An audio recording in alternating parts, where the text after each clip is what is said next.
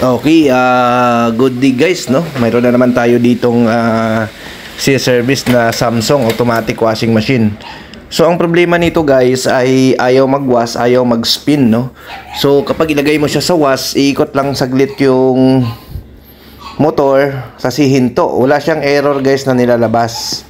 Ganon din sa spin, pag ilagay mo sa spin, iikot lang siya konti, then hihinto na. So wala siyang error na nilalabas. So sa makatuwid guys, ito ay ayaw mag-wash, ayaw din mag-spin, no? So ngayon, ito po ang ating chichiken, no? Kung anong naging problema nitong washing machine na ito, no? Ayan. So ito po ay Samsung Samsung Wobble na inverter, no? So nandito tayo ngayon guys sa Buhay na Tubig, Imus, Cavite, no? From Santa Rosa, Laguna. Nag-home service tayo ng Buhay na Tubig, Imus, Cavite, no? So ayan. So ayan guys, ino-observe lang namin siya, tinitingnan namin siya. Nilagay natin siya sa spin guys. Wala, no? Gumagalaw lang konti guys yung ayan, no? Gumagalaw lang siya ng konti kung mapansin nyo. Pero hindi siya nagtutuloy guys, no? Hindi siya umiikot. Tapos yung oras guys, bumabalik, no? Kapag ilagay mo siya sa spin, pagdating niya ng 9 guys, babalik siya ulit ng 13. So hindi siya nagtutuloy. So may mga vlog na tayo nito guys, no? So yung mga vlog natin nito yung jerking, no? Ganon din ang problema nito, no? So ang gagawin natin guys, ang pag ganito guys, ang unang checkin natin yung kanyang hall sensor ng motor, no? So kasama rin doon yung mga wiring, no? Una talaga wiring, no? Wiring din yung hall sensor. So tulad yan guys, oh. Tinitesting namin ito sa spin. Pero nasa 12 siya guys.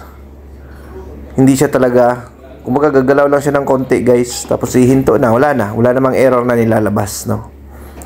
So ayan. So i-checkin natin ito kung ano ang naging problema nito. Ayan. So sa mga nag-message pala sa atin, no, mga nagtatanong, no, minsan hindi na namin kayo masagot guys kasi napaka-busy kami, no, sa araw. Lalo na marami tayong schedule guys. Hindi kami nagkakandara pa sa mga schedule namin. Ayan guys, tingnan nyo, gumagalaw lang siya ng konti. Ayan. So talagang hindi siya nagtutuloy, no. So yun nga guys, no, sa mga nagbi-message sa atin dyan, hindi na natin kayo kagad na re-replyan, no.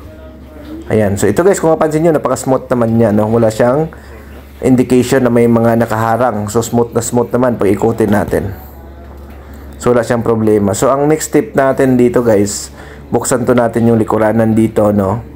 So direct to the point kaagad tayo. Kakapain natin. Una natin i-checkin guys yung pinaka socket ng hall sensor dito sa taas, no. So siyempre i-checkin nyo na rin yung mga wiring. Baka mamaya kasi ngat-ngat ng daga, makikita nyo na kaagad kung may mga ngat-ngat yung mga wire dyan pababa mula hanggang board, no. Tingnan nyo. Yung first check talaga yung mga wiring kasi yun ang laging may problema, no. Yung mga wiring connection, no. So ito guys, oh, yung socket ito guys ng hall sensor pababa. So dito pa lang guys, gamitan nyo na ito ng tester, no. Mati-check nyo na ito guys kung may problema talaga ang hall sensor, no. So alam nyo naman siguro kung anong reading na dapat nakikuha natin dito sa socket ng hall sensor, no. So nakailang vlog na tayo nito guys, no, kung anong reading dapat mariread natin dito, no. So dapat guys, pag nagsukat tayo dito, may makuha tayo ditong dalawang 4.6. Yan, kung mapansin nyo, pag sukat pa lang natin, no, wala na, no. Dapat 4.6 makuha natin dito. Dalawang 4.6 guys, at saka 4 at saka yung 0.7 dapat ang makukuha natin, no. So dalawang 4.6 at saka 0.7. So kung mapansin nyo guys, wala na. Yung hinahanap natin na reading dito, wala na, no. So kung gusto nyo matutunan kung paano i-check yung hall sensor, may mga vlog naman tayo dyan, no. So madali nyo nang makita dyan how to check hall sensor ng Samsung automatic washing machine. So dito pa lang guys, identify na natin na ang problema ay mayroon nasa hall sensor kasi nga wala na yung reading na hinahanap natin, no. Yung 4.6, no. So ito guys, testing na rin namin yung sensor. So ang sensor guys 21.7, no. So palitin na rin yung sensor nito, no. Pero yung pag-jerk niyan, walang connection diyan yung water level sensor. So pupunta tayo guys dito sa baba. No, so ito kasalukuyan nating kinakalas yung motor. Kakalasin natin yung motor kasi nandito nakalagay yung hall sensor, no. So ayan, so binabaklas lang ni John Vlog yung ating mga yung parts na papalitan natin. So ang kasama natin lagi guys si John Vlog, no. I-message nyo rin, visit nyo rin ang kanyang YouTube channel na John Vlog, no, para makita nyo rin yung mga uploads niya doon. So may mga uploads din siya doon na wala nun dito sa channel natin, no. So ayan. So ayun, baklasin lang natin, no. So yun nga guys, no. So tuloy lang tayo doon sa napag-usapan kanina na hindi ko kagad kayo ma-replyan pag may katanungan, lalo na pag-araw guys, kasi nasa home service kami, no. So talagang busy, hindi halos hindi na natin mahawakan yung cellphone natin, at minsan nga yung mga customer namin hindi na namin ma-replyan, no. Kasi tulad niyan, ang papel ko kasi dito guys, no. So gumagawa tayo, no.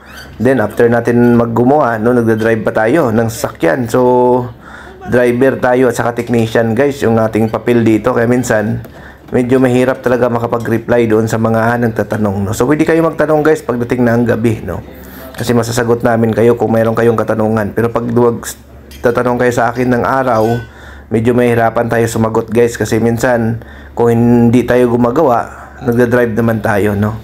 Ayan, so yun, no. So ito guys, babaklasin natin to. Yan. So dito guys, no, pag nagbaklas kayo guys nito, invest kayo dito guys ng impact, no.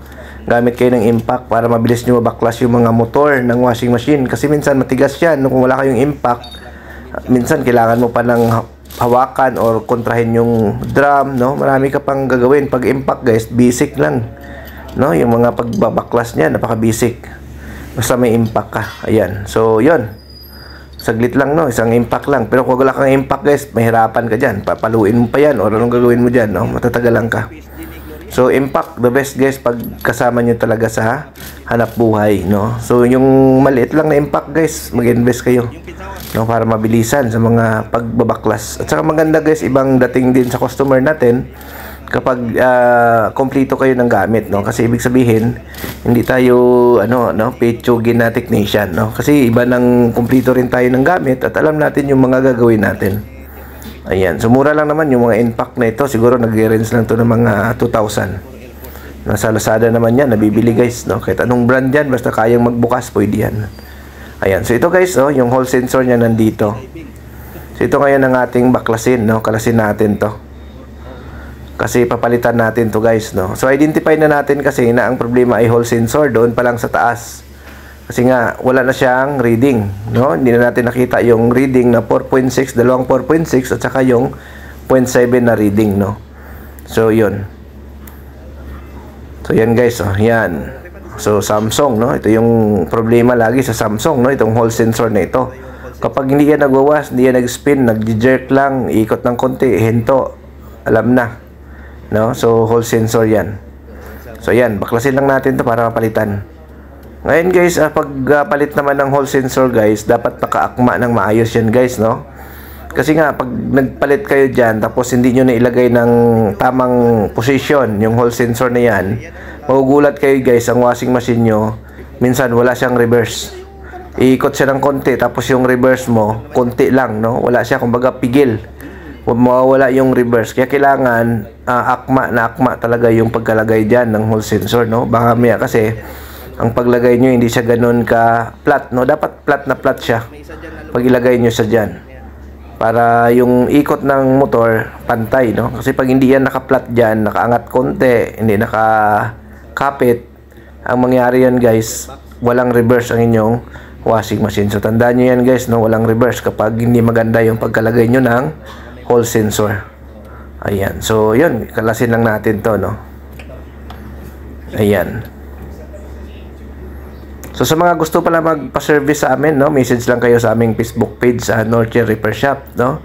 So minsan yung mga customer natin nag-expect ng atin ng presence natin, no. So minsan mga tao na namin guys ang pupunta diyan sa mga areas, no. Lalo na kung yung mga repair naman ay minor naman, hindi naman siya major, no. Pag major kasi guys, kami na yung pupunta, no, sa mga troubleshooting na mabigat, kami nang pupunta. Pero kung yung mga minor naman, may mga tao tayo dyan. At saka may marami tayong train na mga technician guys, no. na magsi-service, no. So ayan. So dati guys, no, so share ko lang din sa inyo. Mag-isa lang naman ako tumitira talaga nito guys, no. Dati expect ko na dati ano lang ako. Mag-isa lang solo flight, no. So ayan, double check namin to guys yung hall sensor. I-reading namin to.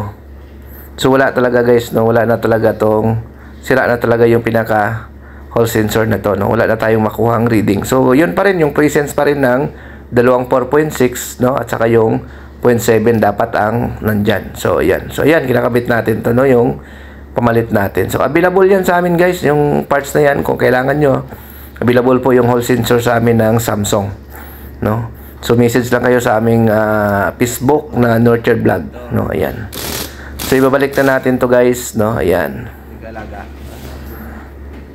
So dati guys, mag-isa ako, no. Solo flight ako tumitira ng mga ganito, no. So medyo pahirapan din, pero dahil sa tindi ng pangailangan natin, kinaya natin, no. Hanggang dumami na yung mga tao natin, yung mga tinuruan natin dito. No, ayan. So ito guys, titesting na natin. Ayan. So ayusin natin, no. Testing na natin to. Para malaman natin kung working na ba. Ayan. So start natin. Ayan, lagyan natin siya sa spin, no? Tingnan natin kung iikot na ba. Ayan.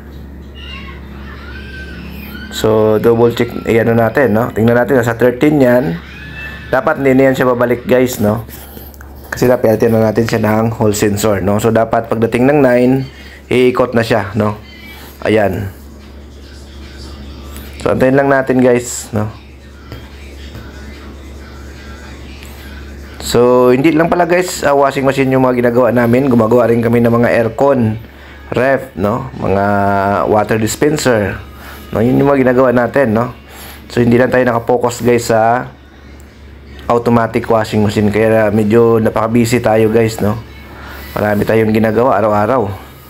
Ang schedule natin talagang matindi, no? Habulan lagi.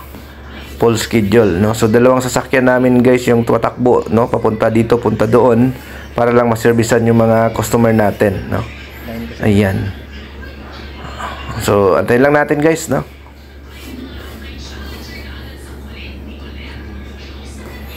Antayin natin siya umikot. Ayan guys, umiikot na yan siya guys. Mag-attempt na yan, no? Antayin natin na bumuilo. Ayan. Ayan, so tumuloy na, no? So ayos na, no? So yun guys, ang problema yung kanyang hall sensor, no? Basta pag bumabalik-balik yung oras na yan, pag ilagay nyo sa spin, sa was, hindi nagtutuloy, check nyo kagad yan guys, yung hall sensor, no? Yun kagad yung una yung chicken, no? Kapag mabilis nyo na makita kagad yung problema. So ayan, no? Ayun, no? Okay na ito guys, no? Ayan. So working na guys, no? So nadali natin ito, no? So yun. No, so tandaan nyo lang guys, no, kapag nag-check ng mga ganito, alam nyo naman, no, so halos pag ilang vlog na natin to sa ganitong problema. Yung mga washing machine kasi guys, paulit-ulit lang naman yung problema niya, no, kapag na-master nyo na yan, baliwala na yan. Okay guys, thank you, bye-bye. Pagka i-balance mo siya